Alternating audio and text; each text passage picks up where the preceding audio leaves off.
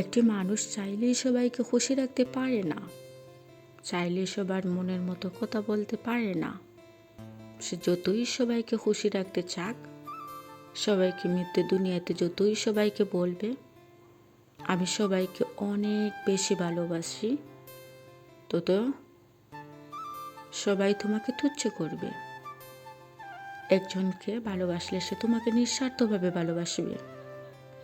তুমি যদি রাস্তার ফকির অথবা ছেঁড়া কাপড় পরে থাকো, তারপরও তোমাকে অনেক বেশি ভালোবাসবে। তোমার কাছে টাকা পয়সা এক কথায় কিছুই নেই, আছে শুধু ঈমান। এই ঈমানই যথেষ্ট তার কাছে। তুমি একটু তার জন্য চোখের জল ফেলো, মন থেকে কান্না করো, একটি বার ইয়া রব বলে কান্না করো। সে তোমার কাছ থেকে কিছুই চায় না, সে চায় সবাই মন থেকে তাকে ডাকতে। এত সহজ একটি জিনিসকে আমরা খুশি করতে পারি না। মানুষকে কিভাবে খুশি করতে পারবো? এটি হচ্ছে আমার মনের কাছে একটি প্রশ্ন। সবসময় ঘুরপাক খায় আর মানুষকে কখনো পেট ভরাতে পারবে না। সারা জীবনের পরিশ্রম মানুষকে ঢেলে দাও, যখন ঢেলে দেওয়াটা বন্ধ করে ফেলবেন, কাছে আসলে বলবে তুই আমার জন্য কি করেছিস। মানুষের ব্যাপারটা আমার কাছে অনেক কঠিন মনে হয়। এই রবের ব্যাপারটা আমার কাছে জীবনের সরল রেখার মতো সহজ মনে হয়। তুমি 100টি ভালো কাজ করো, একবার খারাপ আচরণ দেখালে ওই 100টির কথা মানুষের মনে থাকে না, 1000বার মনে পড়ে ওই একটি খারাপ কাজ করেছে। এটি হচ্ছে মানুষের বৈশিষ্ট্য। মানুষকে একেবারেই করতে না করছি না, কিছু নিজের লাভ ক্ষতি ভাবো, কারণ ওই পার্টির গিয়ে কিছু হিসেব দিতে হবে। এত সময় মানুষের জন্য এত ব্যয় করো না, সময়টা সঠিক কাজে ব্যয় করো। ঈদের সময় যখন কুরবানি দেওয়া হয়, আমরা প্রথমেই আল্লাহু আকবার বলে কুরবানি দিই। আর যখন আমরা মৃত্যুর মুখোমুখি থাকি, তখন কিন্তু আল্লাহু আকবারই বলি। আল্লাহর জন্য আমরা জীবনটা ত্যাগ করে দিই। পৃথিবীতে এমন কিছুটা মানুষ আছে যারা মানুষের জন্য ত্যাগ করে জীবনটা নষ্ট করে ফেলে। হায় রে মানুষ, কখন যে আল্লাহ পাক তোমাদের শান্তি নাজিল করবে, সেটা সব সময় আমি দোয়া করি। আল্লাহ পাক তোমাদের মনের ভেতরে শান্তি বসিত করুক। এই পৃথিবীতে সবথেকে দামি জিনিস হচ্ছে মনের শান্তি। সব কিছু ত্যাগ করে যখন শান্তি অনুভূতি না পায়, তাহলে মনে হয় এই পৃথিবী থেকে চলে যাই।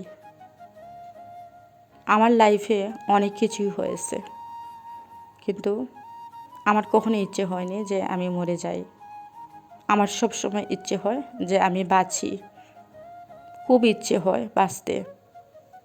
আর সব সময় দোয়া করি, হে আল্লাহ, তুমি এমনভাবে আমাকে বাঁচাও যাতে মানুষের জন্য কিছু করতে পারি। আমি আসলে মানুষের জন্য কিছুই করতে পারছি না। এই পৃথিবীতে বাঁচার অর্থ হলো মানুষের জন্য কিছু করা। আমি সেটির উত্তর পেয়ে গিয়েছি। চাওয়া পাওয়া সব কিছুই আল্লাহ পাক দিয়েছে, কিন্তু কিছুই পড়তে ইচ্ছে হয় না, অথবা কিছু কিনতেও ইচ্ছে হয় না। মনে হয় রাস্তার দিকে যখন বের হই, ভিক্ষুকরা হাত পাতে, তখন ইচ্ছে হয় সবাইকে নিয়ে আসি, নিয়ে এসে ওদেরকে সবাইকে আমি দায়িত্বটা গ্রহণ করব, এরকম ইচ্ছে হয়। কিন্তু আমি পারি না, আমি তো কিছুই করি না। কাকে কিভাবে আমি দায়িত্বটা গ্রহণ করব বুঝতে পারি না কিছু। তারপরে কিছুটা চেষ্টা করছি, দেখি কি হয়। যদি ভালো কিছু হয়, ইনশাল্লাহ ওদের জন্য কিছুটা করব আমি। আসসালামু আলাইকুম ভিউয়ার্স, সবাই কেমন আছেন? আশা করি সবাই অনেক বেশি ভালো আছেন। আলহামদুলিল্লাহ, আমিও মোটামুটি ভালো আছি। আজ আমি আবারও হাজির হয়ে গেলাম নতুন একটি রেসিপি নিয়ে। আশা করি আপনাদের সবার অনেক বেশি ভালো লাগবে। আজ হাজির হয়েছি বিরিয়ানি রেসিপি নিয়ে। একটু অন্যভাবে বিরিয়ানিটা রান্না করছিলাম, আপনারা হয়তো দেখতেই পারছিলেন।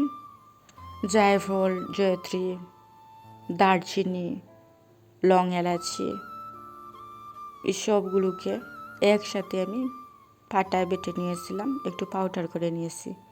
পাউডার করে নিয়ে তারপর আমি ওই মাংসগুলিতে আগেই ঢেলে দিয়েছিলাম, আপনাদের সাথে শেয়ার করেছিলাম। এক এক করে হলুদ আর মরিচ বাদ দিয়ে সব কিছু দিয়ে দিয়েছিলাম। দিয়ে আমি তরকারিটা রান্না করেছি অনেক সময় নিয়ে।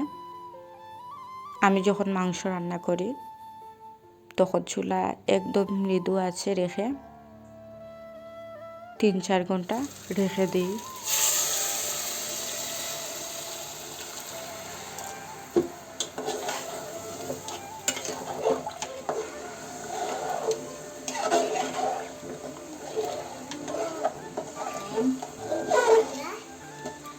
Biryani. Yes.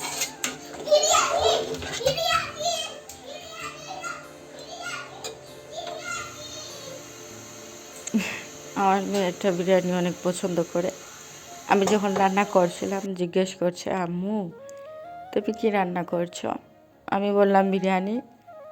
এত খুশি হয়ে সবাইকে গিয়ে বলছে যে আম্মু বিরিয়ানি রান্না করছে, আজ খাবো।